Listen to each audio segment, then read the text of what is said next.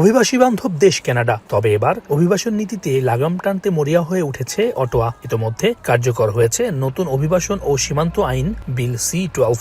এতে শরণার্থী প্রক্রিয়ায় এসেছে বড় পরিবর্তন। এর আওতায় 2020 সালের 24 জুনের পর যারা প্রথম কানাডায় প্রবেশ করেছেন তারা 1 বছরের বেশি সময় পার করে শরণার্থী হওয়ার আবেদন করলে তা আর গ্রহণ করা হবে না। সরকারের তথ্য অনুযায়ী 2025 সালের 3 জুন থেকে 2026 সালের 31 জানুয়ারির মধ্যে করা 29,000 আবেদন অযোগ্য হিসেবে বিবেচিত হতে পারে। এর মধ্যে 19,000 আবেদন সরাসরি বাতিল হওয়ার শঙ্কা রয়েছে। এমনকি থাকছে না শুনানি সুযোগও, কেবল লিখিত নথির ওপর করা হবে মূল্যায়ন। এছাড়া যুক্তরাষ্ট্র থেকে অবৈধভাবে স্থল সীমান্ত পেরিয়ে আসা অভিবাসীরাও আশ্রয়ের আবেদন করতে পারবেন না। সব মিলিয়ে আরো কঠিন হয়েছে অভিবাসন যাত্রা। এ অবস্থায় শঙ্কা ও উদ্বেগে দিন কাটছে বাংলাদেশি সহ হাজার হাজার অভিবাসন প্রত্যাশীর।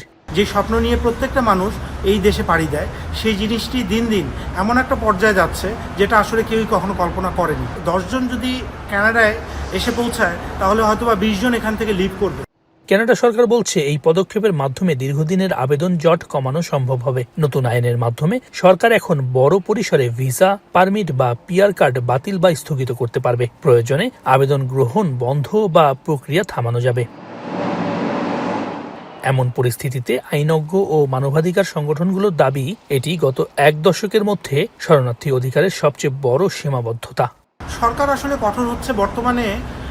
এই দেশে নেটিভ পিপল যারা আছে কানাডিয়ান, তাদের কালচার একরকম, আর আমাদের কালচারটা তাদের কালচারের সঙ্গে আসলে তারা নিতে পারছে না।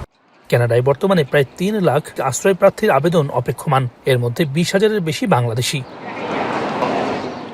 সৈয়দ ইফতেখার, এখন কানাডা।